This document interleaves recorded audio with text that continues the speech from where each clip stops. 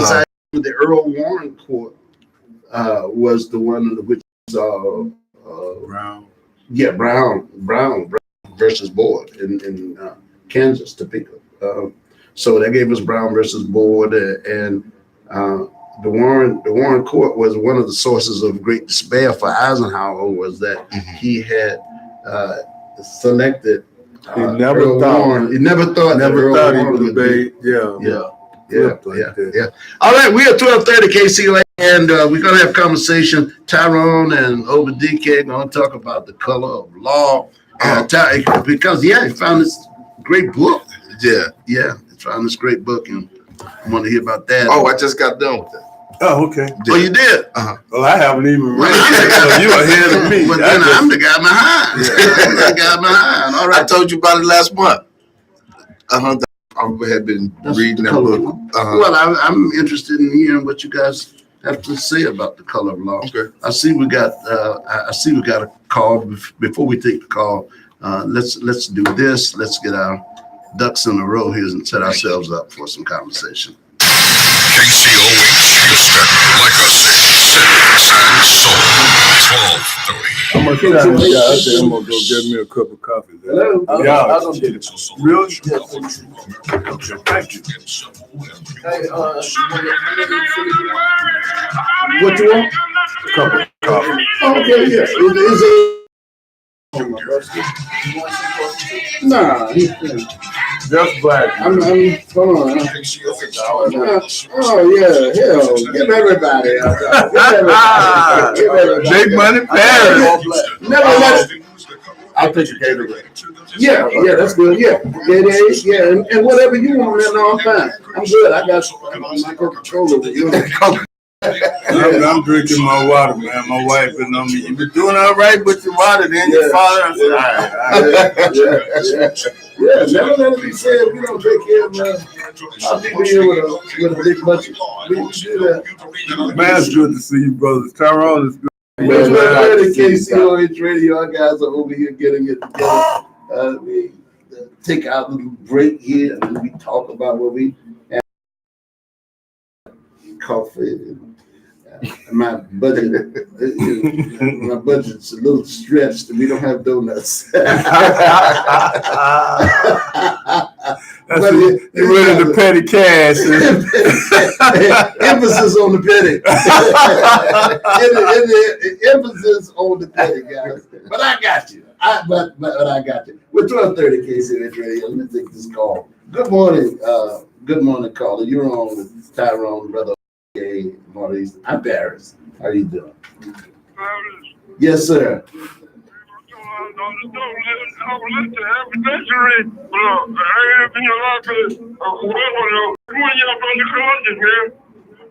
Which one of our brothers? Oh, Brother Kalachis. Nobody brought the No, Bobby. We don't have that.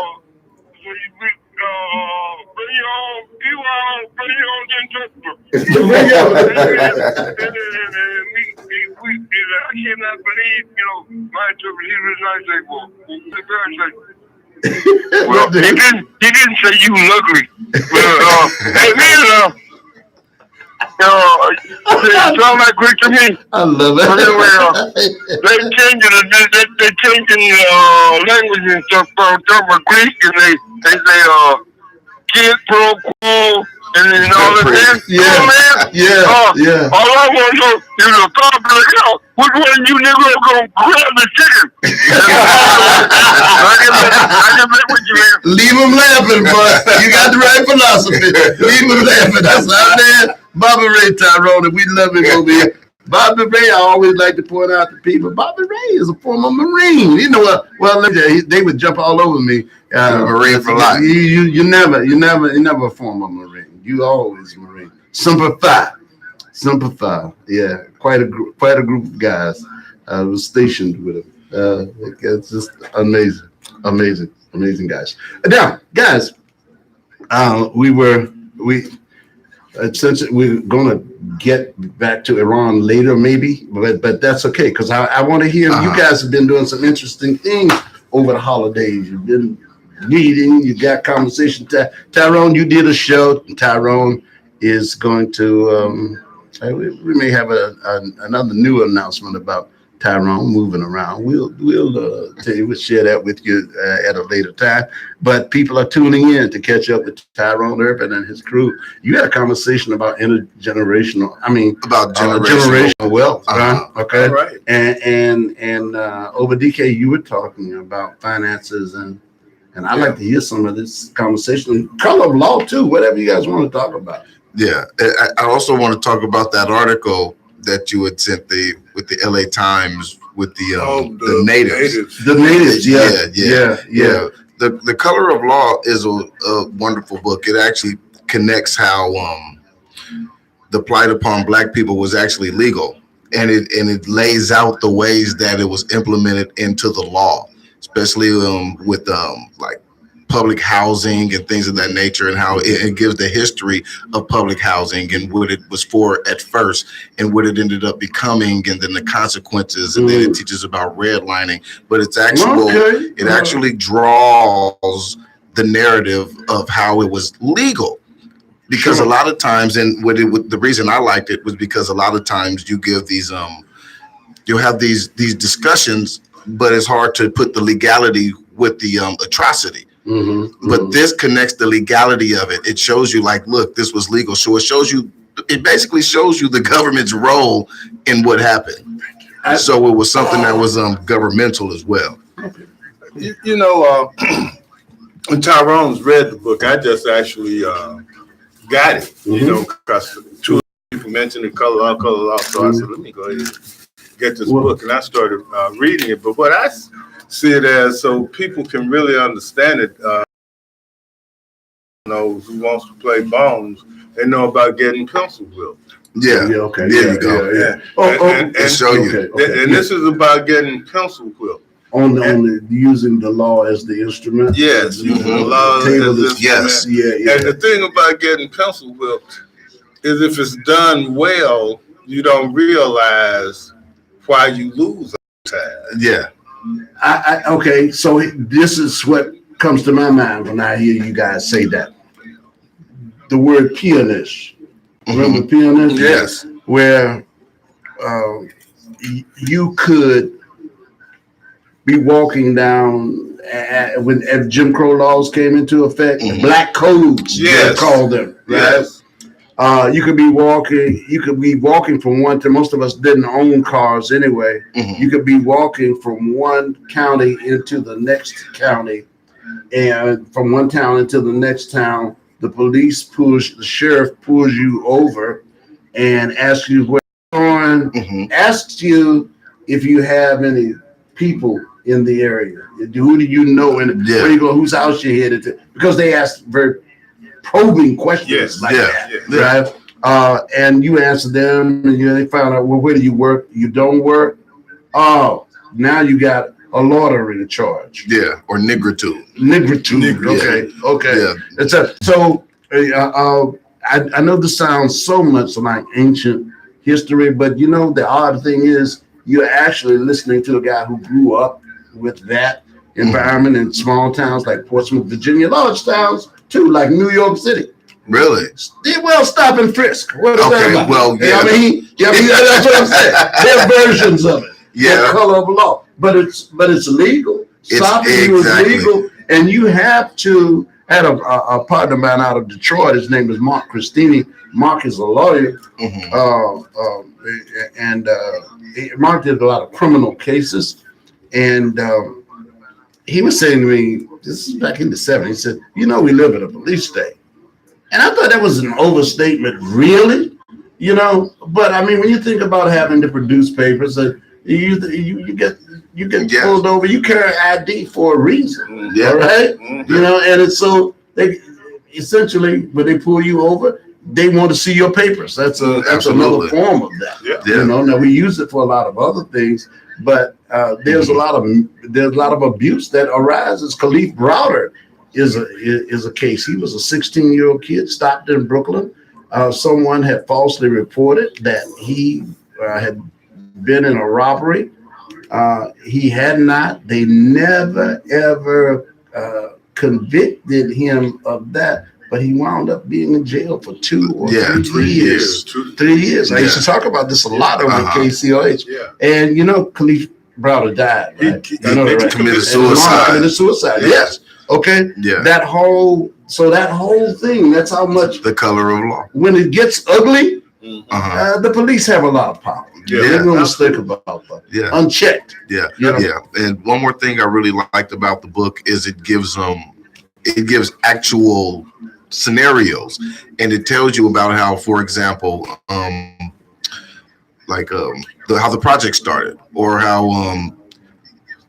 homes would be built for soldiers who couldn't find a place to live, and so that's how you started with the community housing. And then then they started including black people, but black people, we would have different housing. It wouldn't be as good. We would have to pay certain fees that weren't payable. And then when the white housing started running out for the whites, what they would do is start moving them into where they would move the blacks. And so that means for the blacks to be there, then they would have to go and start living with relatives and stuff. So there was. Who's the author? His name is Richard Rothstein. Yeah, Richard Rothstein. Richard And Rothstein. he works for the NAACP Legal Defense Fund. I Yeah. love the legal. I love the NAACP And seems legal just be defense fund. a big heart, just somebody who's really down for justice. Michael had a guest on his show yesterday. Don, and his last name escapes me, but he was so knowledgeable, so intelligent, so well versed on a series of subjects. We were talking about blacks regaining a portion of what has been taken from them, ways to go about it. He talked about the education piece. He answered questions. I thought it was just a great, terrific show.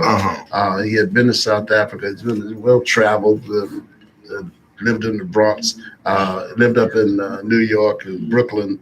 And I was very pleased. I was glad to meet him. And we had some things in common. The music business, whenever anybody says the music business, we had quite a conversation, and we knew a couple of the same people.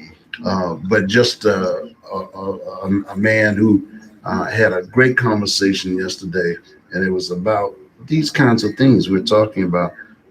He talked about the Jews in Palestine and the inequities that occur when war happens, and there's this disgorging, if you will. These wars create a diaspora of a sort, and he was just very knowledgeable.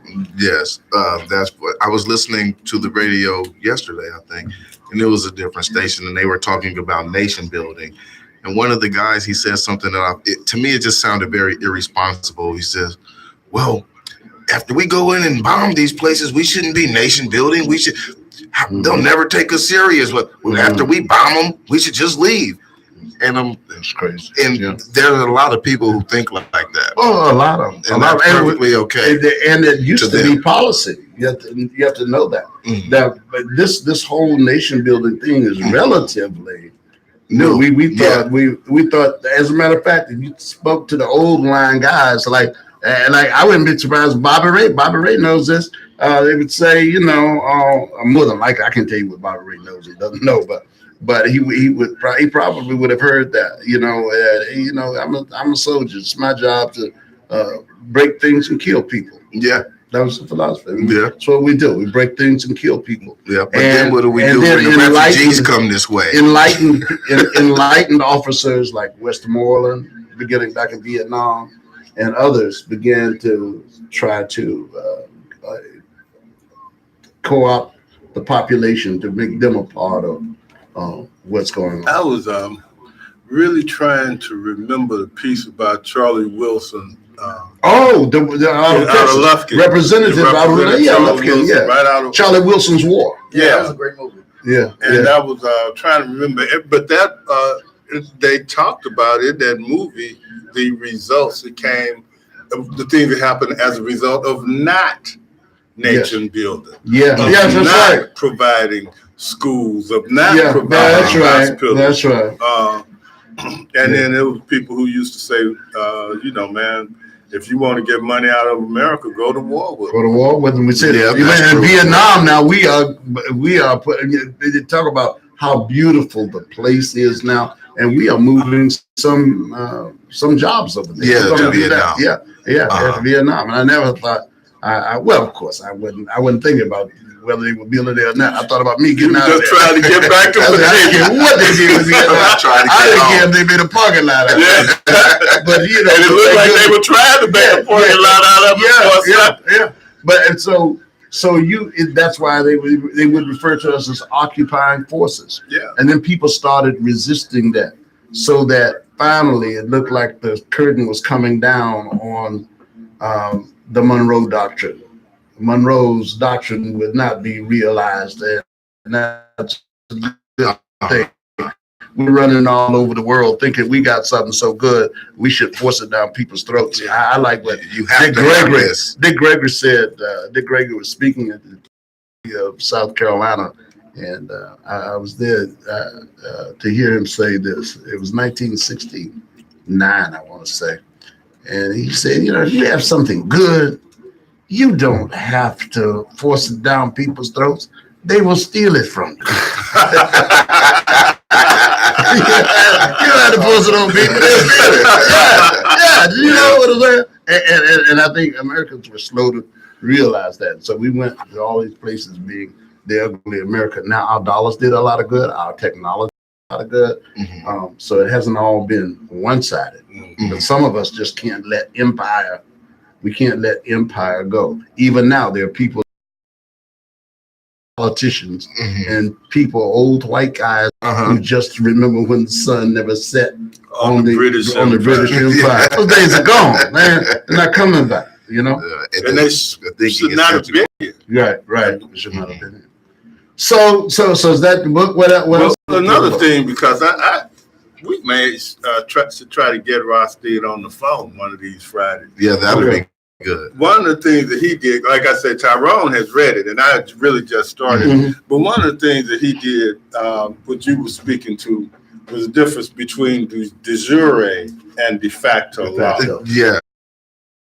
And they say de facto law is more cultural and unsystematic. Yes. It's just kind of the way people react. It falls into Yes. place. Yeah. It is. It relies. In fact, it means in fact.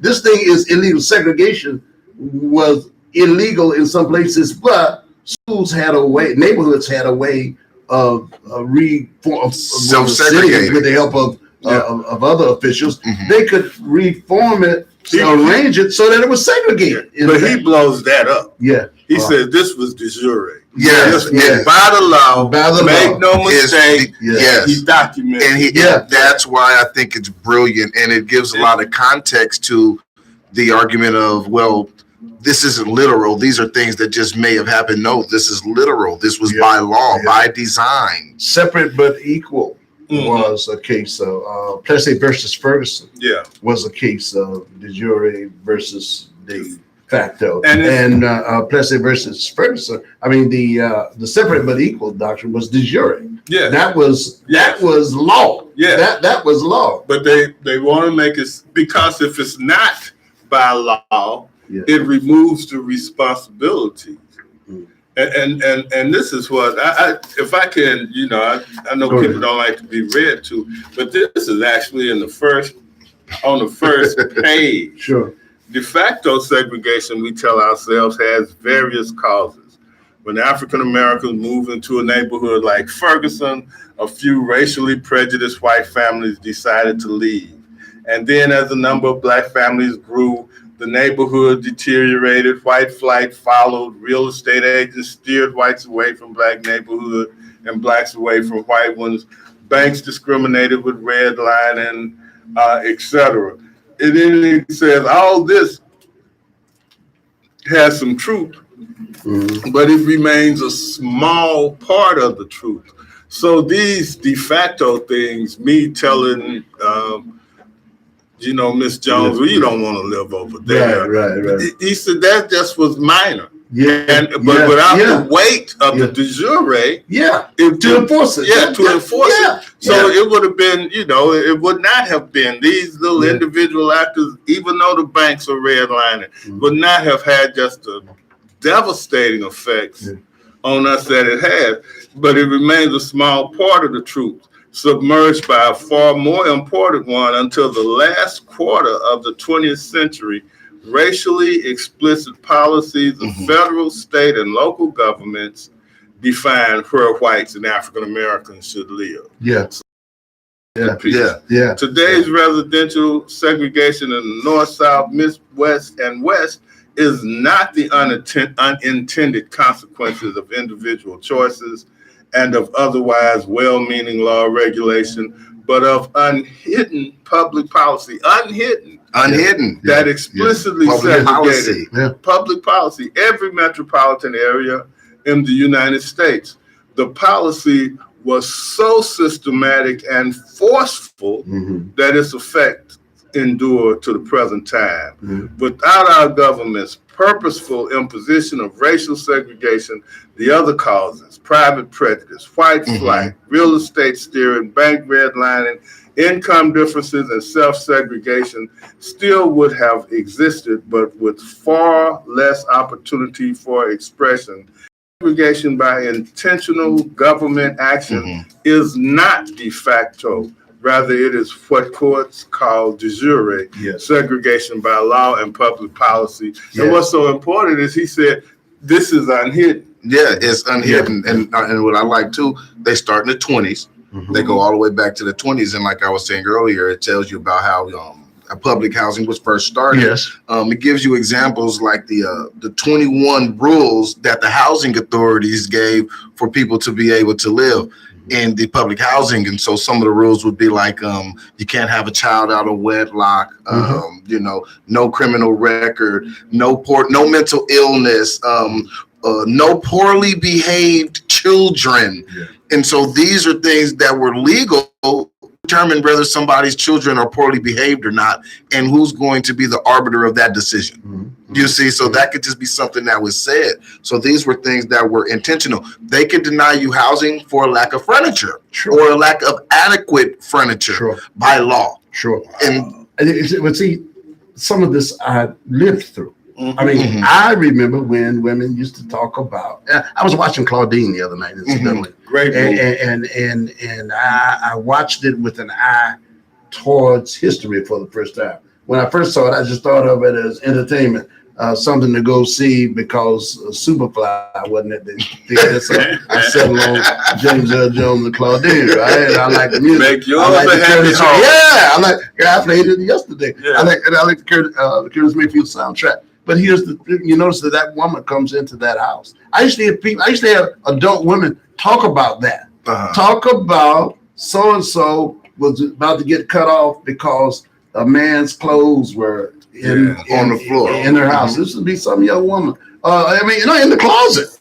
I mean, they came into your house and they looked. But as wild as that seems, think about we can go back in history and find these things. Think about Loving versus Virginia. Think about that. Miscegenation. That was the government. You don't get any more personal than the government telling you who you can love and marry. I mean, so they had, and then once that was the law there.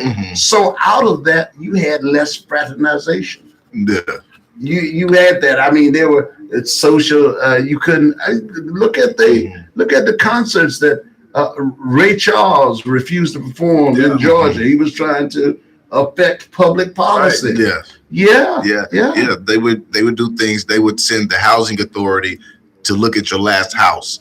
Now think about this. You might have lived with 10 people and you guys weren't all related. Right. And that this was the thing of a circumstance. This is what you had. So they would deny people homes based on their last home, even if the last home wasn't up to the standard, but it had nothing to do with those individual people. It could be based on whoever was living there. So and we were fresh out of, we were few generations removed from enslavement. From enslavement. And but right in the middle of Jim Crow. And that's why Jim Crow was really naked, raw racism. It was tough. And the thing about Jim Crow was it ain't, what did the mother of the son say? Life for me ain't been no crystal stair. Nice but to use, when you think about it, Jim Crow, chattel slave. Jim Crow was a different level of inhumanity because you didn't have vested interest in us. We were no longer your property. So it's not good to run your car across, ditches and stuff, because that's your car, and you want to be able to rely on it. You take care of the but property. If you stole a car, you don't care what happens to it. You don't care. Run it into the ditch. That's still another one. Yeah. All right, it's 1026 KCOH Radio. The name again. The Color of Law. Richard Rothstein. The subtitle is A Forgotten History of How Our Government Segregated America. And that forgotten is very important. All of these things, and Maurice, both of you guys are keep up with the latest iteration of reparations. But this is all, it's funny. My wife was saying, when are you going to do I Want My Money Part 2? This is Part 2. I Want My Money. Okay. I'm glad you introduced the reparations thing as a build on that, because in my mind, I make that connection too. There is a historian by the name of Ira Katz Nelson. He is quite a historian, as you know, specializes in the post-Civil War South Africa, the Reconstruction. The Reconstruction area. That's what I'm trying to say. And Katz Nelson also goes into the 20s and 30s from a different standpoint. He talks about how this after World War II, the post-war period, when the New Deal was coming into effect in the 30s, there was unemployment. There was unemployment insurance, things that we didn't have. There was hours. Hours were regulated for working, but none of those things applied to domestic workers and most of the Social Security. See, we weren't getting those things. We weren't getting those things when the government made it possible for home ownership. A few veterans were able to get some, but not in mass. So that great period of reorganization of our social life here, about reorganization of our culture that moved people into the middle class, we were excluded from doing that. Okay, and we were legally kept out. And here's where the connection comes in. The Democrats. This is what some people try to get to, but they kind of miss it because they treat all the parties as if they're still the same. Those white Democrats didn't want the Republicans. They would make certain deals with the Republicans and give them certain votes, but it couldn't disturb the power structure here in the South. They were horse trading on the rights of black people for votes on other stuff that they wanted. I mean, this stuff was built in. All right. So yes, they have to answer for that because we were cheap. It sounds strange today, perhaps, to use the word cheap, but that's the truth. I think Malcolm said south is south of the Canadian border. And so they were willing to give certain things to northern Republicans, but they did not want to disrupt the economic flow, because people get up in arms about reparations, but the whole thing was about economics, and so they were willing to make certain concessions, but they didn't want you tampering with things like giving blacks money for working overtime. Yeah.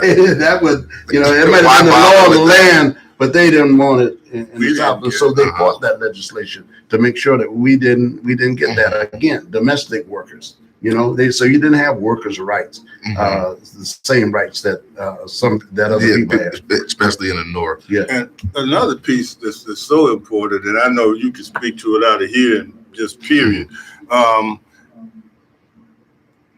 The white middle class was largely created after World War II. And they allowed white soldiers to build up equity, to gate houses, build up equity. Well, that was part of the public housing. Okay, right. Was to give you a chance to save enough money to go buy a house. Yeah. That's why when they first started the public housing, blacks were excluded. Yes, yeah. They were excluded. And yet you hear people say, nobody gave me anything. Yeah. But whenever I hear that, whenever I hear that, I know that person has not looked at history at all. I know they haven't. Yeah. Because if when they opened up the West, when they, and now we go back to other kinds of more brutal history. The Valley, the Trail of Tears. The Trail of When Tears. they kicked people out of, what was it? Off the East Coast and marched them into Oklahoma. Out of Alabama. And, that was Andrew Jackson. That was Jackson. That was Jackson. And amazingly cruel. Yeah, amazingly cruel. Yeah. That ties into the story that we were reading about in Alabama. The tribe that's the tribe that's tell the people about that. Well, okay, in Alabama there's a tribe. What's the name of the tribe? The North Cherokee Nation, I think. Well, no, it's not the North Cherokee Nation.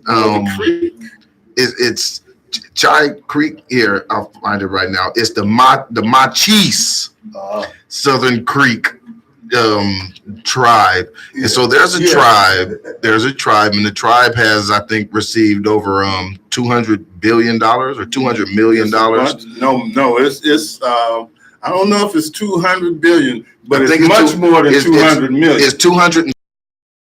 Problem is they haven't federally been, recognized, or even in the state as a tribe. And so what the other tribes are saying is, hey, we think these are white people. Yeah. And so they're thinking that they're tribes or just the $5 Indian thing again. And they're receiving these benefits. And so I even went back and I looked and tried to do a little bit of my own, research on them to see how far back you could trace their lineage just on like an internet medium and see how far you can find. You really can't. You really can't. In addition to that, not only that, genealogical chroniclers can't find them. They were white. Their own documentation show they show themselves as white. Yes. In the census. Yes. These people. And also they said that when the Trail of Tears came, they ran. And they ran and they blended in with the whites, and then they said, well, first they ran to caves and this, But the genealogists, they said that at this point in time they weren't. They were in places like Georgia and other places that they weren't in those caves that they say, and so it doesn't make sense. And so they're saying it doesn't line up. Oh yeah, I was talking about that $500 million that that this latest group has gotten, and one of is has been formed. One of the tribes owns a business that is operated by Kevin McCarthy, who's now the House Minority Leader's cousin, and before he became the Minority Leader, before Paul Ryan left, that same business was given something like a few million. I don't know, 3, 4, but these people have gotten so far about $500 million dollars. 14. The LA Times did the story. Yes. And if 12 or 14 of the companies that they investigated had white owners. Yes. Yeah. And this particular company, they own two companies. It's one owner. Yeah. And they're saying that, she's a white lady. And so, which they would call a double minority. A double minority. In the Old Testament, they call that stealing your birthright. Yeah. And well, that's funny because that's what came to mind when I was reading this story. I shared that yesterday. Yeah. And the SBA is who gives the Small Business Association. Yeah. Is who gives out these loans and who gives out the money. And what they're saying is it's taken away from other minorities who don't get as much money because the money is being given to them. Like they're basically stealing from other minorities. Yeah. And that's like walking through the homeless encampment and picking up the soup that the guy got last night and putting it in your bag and taking it somewhere else. Yeah. You're stealing from people who have so very little. Yeah. And also, because they have so little, they're largely unable to protect themselves. Yes. Right. That's right. They're very vulnerable. Yeah. And at one point in time, they were recognized on a state level. But the person that gave them, the certification ended up getting arrested later for selling votes. And so although these things weren't connected, but it's, behavior is behavior. Yeah. So it makes you wonder. And so but when you look, they don't have any history. Right. I even went online and looked at the people and I said, well, they look like they lived in the cold most of their lives. That's, that's where it looks like they come from. And, but I can understand how the other natives in the area are so frustrated. Yeah. They're so frustrated because these people that's a lot of money. $263 million on a few contracts, and that's only with two companies. And I'll tell you, that $1 billion that they say, the $500 million that they've gotten, they say that's a conservative figure estimate because they haven't even gotten all of the paperwork yet. And what becomes so frustrating for some of us is when I hear people who say, "Well, we can't pay." They can't pay reparations. We can't pay for everything. They say, right? They you can't afford everything. No, even healthcare. They say, "Well, we can't pay for everything," but they have no idea that their money is going to pay. Their tax dollars are going to pay for stuff like this because they've left it in the hands of people that they trust to quote administer those funds. My dad sent the message. He said, "Ask Paris if you could play the reparations rap." Thanks, man. I like it a lot already. I gave the props because he seemed to be such a good son, but now he's supposed to be going up high. We got to get that. We're gonna get that. I think I got it over there. Might not get to it today, but I gotta do that. Right. But yes, that's the reality of it. Now, pointing forward, though, to make a good point, it seems that that is now in the hand. These little agencies lay out there, and sometimes they don't even recognize the flim-flammery that's going on. Of course, if you're operating an agency and it's just human nature, your boss's call. Well, the guy who runs the agency is a creature of the federal government. So many of those people are just in small towns. They're trying to move up. They get a call from a representative, a congressman, or a senator. God, they're going to move on that. They're going to move on that. And they're authorizing things sometimes that haven't been vetted. Yeah. Well, one thing stood out to me in this story, they're the Machis Indians. They said when they fled, they blended in with white people. And so this isn't in the story. This is my own thinking. Sure. So, well, if you can manage to blend in with white people for 100 years, that means you got their benefit as well. And so that is part of being able to successfully blend in, is to be able to successfully benefit. And so, and that's how it connects to the book, because it's like, wait a minute, okay, but you guys are getting these benefits, but there were certain things that you were gaining by being able to blend in as white, if that is even the story. So even if that is the story, you still had a generations of being able to be considered white. And so to be able to flip around and now we want all these, we want these benefits as if we went through the same thing as the natives who deserve the benefits. Even on its face. So regardless, it doesn't make sense. Let's say they are, but you still got to enjoy the benefit of being white. And you're still enjoying the benefit of being white, being able to say, hey, I'm in the tribe. This is my tribe. I want this money. It's double benefit. You didn't really go through. No, they didn't go through it. They escaped the Trail of Tears from their own hustle, from their own story. Yes, and so they hustle double. And so let's say it was true. They hustled then, and they hustling now. But either way it goes, they didn't go through the experience in which they're getting the benefit for. They never went through that.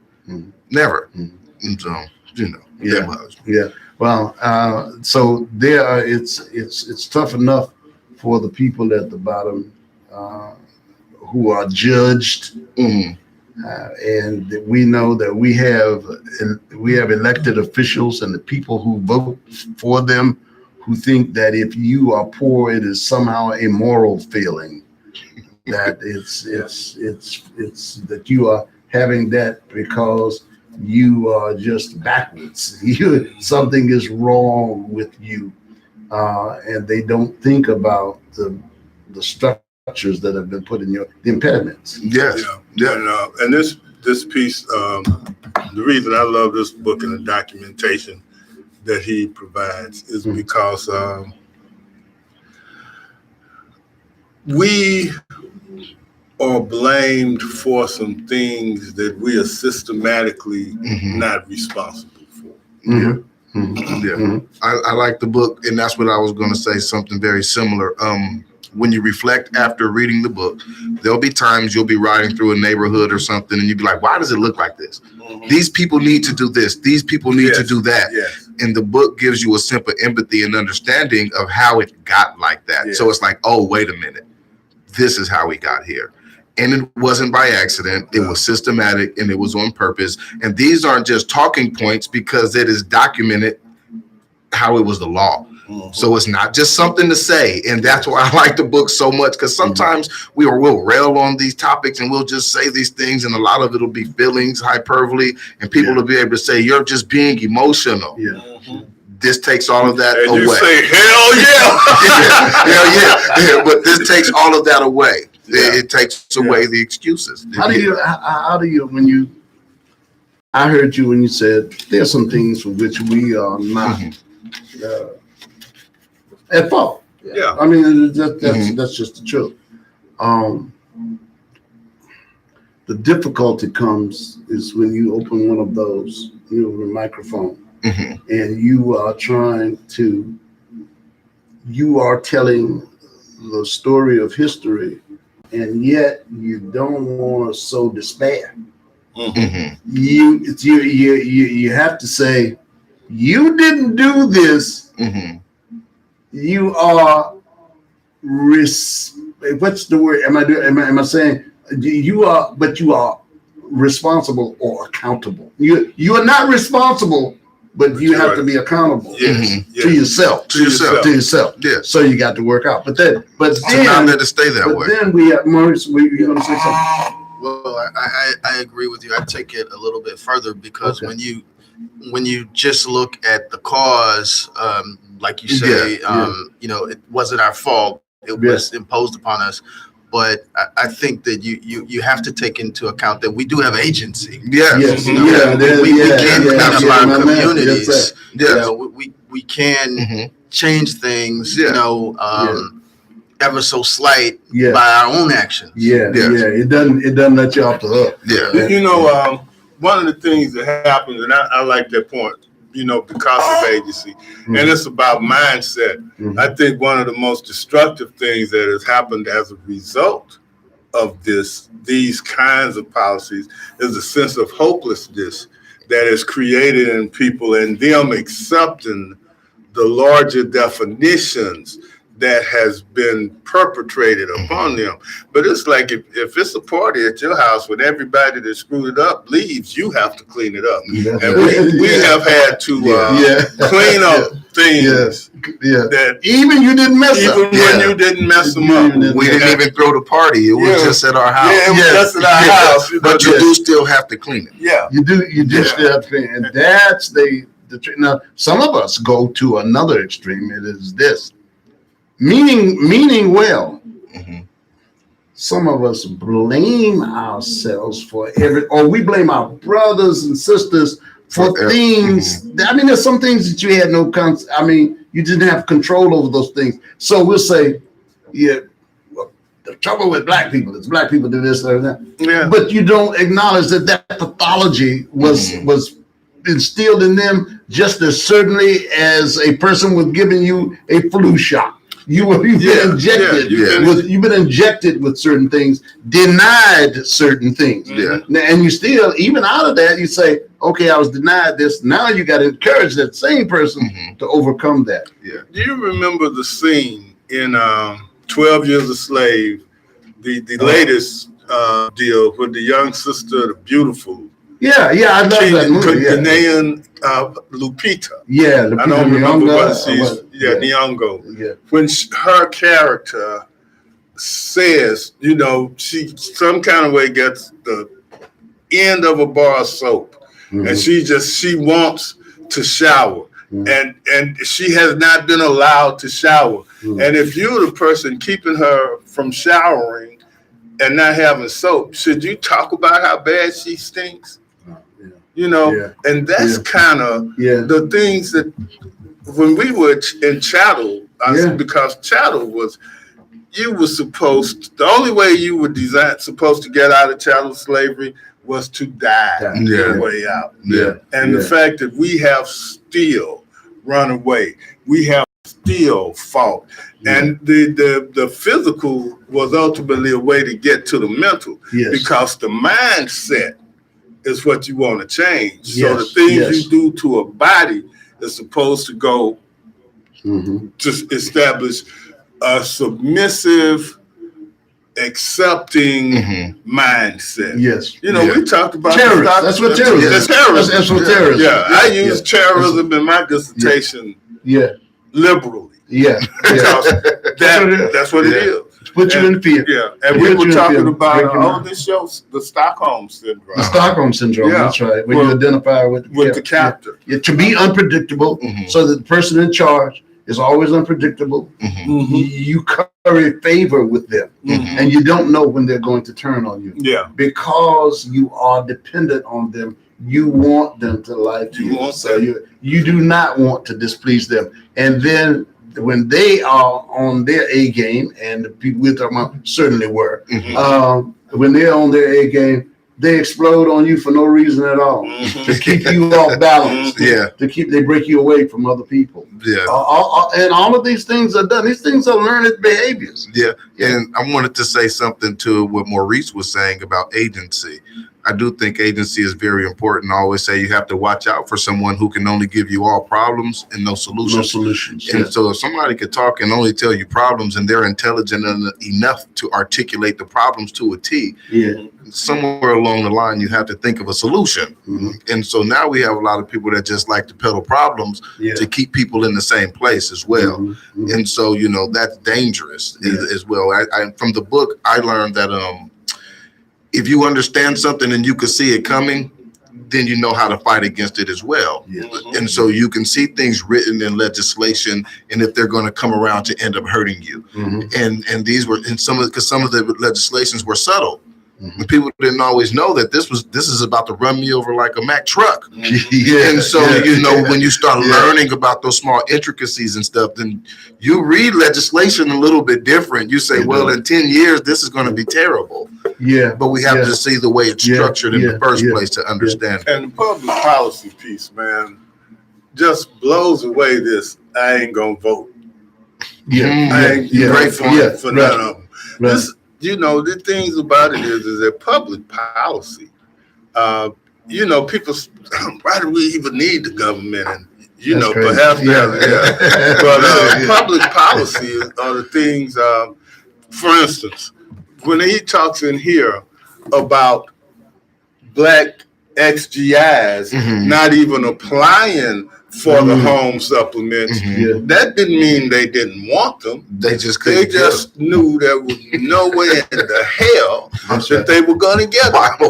So then you lose standing. You don't have the right to sue because you didn't even apply. Yeah, you know, that's so right. you know all of those things are. And they love the discouragement. When you're discouragement, it works to the favor of those who are trying to keep you from moving forward. And then they can still blame you for it. All right, let's go to our lines this morning. Good morning, caller. You're on. How are you?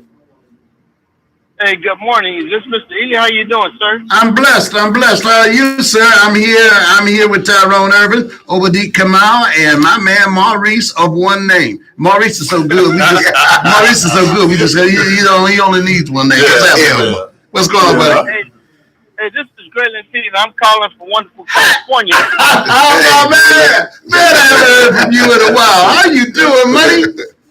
Yeah, man. Happy New Year to everyone, first of all. Man, happy New Year to you, my brother. But I got something I want to touch on because there's a lot of controversy of the understanding of the electoral college. And everyone likes to say it's unfair and things of that nature. And I like to just kind of clarify that real quick. Go right ahead. The electoral college, according to my research, I'm not as smart as you, Mr. Eley, because you're brilliant. No. You really overstate the case. We all shaking our heads, Nah. Go ahead. But according to my research, when it mentions about 3/4 humans, because at that time in America, the population of slaves was greater than the population of white folk. The original 13 colonies. Therefore, they counted the slave head as each one is equated to 3/5 of a white person. Right. And that's how they developed that. The head count, as far as giving the count to the slave owners for jurisdiction of the electoral head count.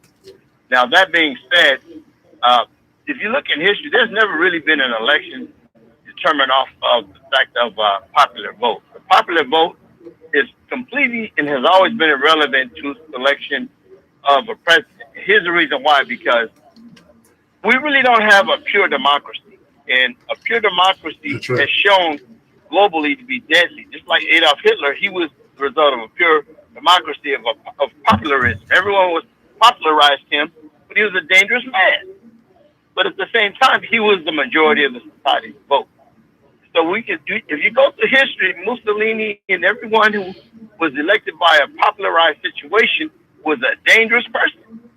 And therefore, that's why in this country, we really don't have a pure popular democracy. And the Electoral College itself is kind of a safeguard. A lot of people don't believe it, but if you take a look at it, in order for you to get those electoral votes, you must carry that state also. It's not like it was just granted to you, given to you. You must carry those states to get those electoral pundits and the electoral people. In other words, if you got 4 Republicans, you got 4 Democrats in every one of those states, you carry your reds, you get your reds, you carry your blue, you get your blue. So I just wanted to clear that up so everyone understood that, because so many people on the left are saying, well, you know, it's so unfair, we need to get rid of it. I was listening to Elizabeth Warren the other day. We need to get rid of the Electoral College. They all state the same thing, but they're not being factual about the facts, the roots, and our people are not doing research to determine and understand history itself. That being said, I'll let you guys chime in on it. Okay, all right. Thank you, man. First of all, I hope your holidays were great, and I thank you for calling. And I do inquire. I have to ask Tyrone about you from time to time. I inquire how you doing. I'm pleased to know you're doing well, and of course, he always speaks highly of you. And I'm glad to know you're doing well. Okay, you better, right? Okay, we're gonna chop it up. We're gonna chop that up. I've got a few thoughts on the Electoral College. Before we do that, anybody got any questions for? Greenland? Yeah. Okay, Greenland. You know, does the Electoral College, does it seem a little bit antiquated as far as representation now? Because you do have places that are a lot larger than others, and it seems like even when we come down to like the we're hinging whole elections on small states. Yeah. Well, go ahead, Greenland. Well, with that question, I have one thing to say. we know that gerrymandering takes place on both sides of the aisle, and each one is kind of jostling for a better position when they do that gerrymandering. In other words, they're trying to make it a little bit. I'm not gonna say there's any transparency in there because it's pretty overt and out front what they're doing. But at the same time, they do that for those reasons. They try to differentiate on the areas of weakness to give themselves a advantage. We got to have some kind of a system in place. I can't necessarily rule that I'm in favor or against the electoral college because you got to have a system.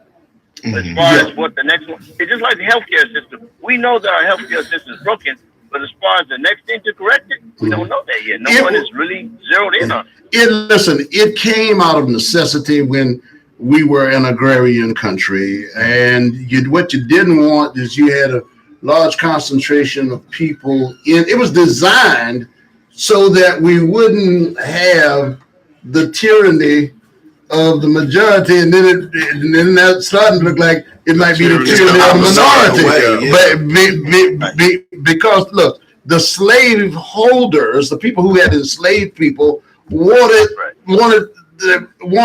to get money for their slaves, but they didn't want the slaves to vote. Yeah, have any. They didn't want them to have any say in society. I think that we should start with this Friday because we don't have the time. No, we don't have the time. We're going to do this. We're going to do the whole electoral college piece next week. Friday. Next Friday, okay? I think it's a gangster philosophy. It is. Look, there's a lot of stuff that goes into the electoral college, and it had some merits. All right, but when Iowa has the same power as Texas, so Texas, because you get 2 senators per state. You got 2 senators, right? Well, and Wyoming, who has 4 people. Yeah, I mean, their senators have as much as their senators have, and that's largely the beat. Wasn't maybe some of these states shouldn't have but one? Wasn't it also created for land owning white men? That's who it was created for. That's right. And because at this time there were no, women weren't voting. Yeah, we certainly weren't voting. Yes. And at one time, only landowning white men could vote. That's right. When they opened the vote up to white men, period, the landowning white men said, "Well, we ain't gonna let these miscreants make." And it only applies to that election. Yeah. It doesn't apply to any other election. And what we need to remember about the Senate is that there was a time, I believe it's the 19th or 20th Amendment, the Senate used to be chosen by the state house. Yes, that's right. So it was just whoever came in with the biggest pocket, that's who the senator was. Yeah. And the other thing is there was something called faithless. There is something called faithless electors. It has happened before. Now, most people don't know who the electors are, but they are chosen too.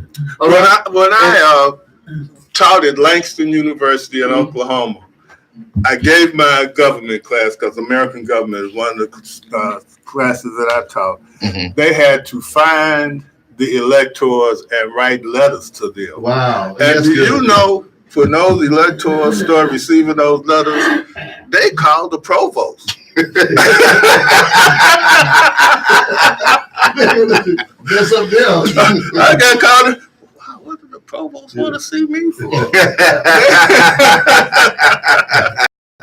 So it's you know. Let's see here. I'm going to close with some sound for you this morning. Let's see.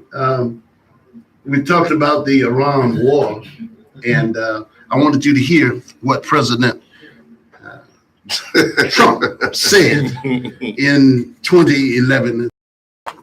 And we're going to close with this because there'll be somebody denying that this was ever done. Michael, how are you?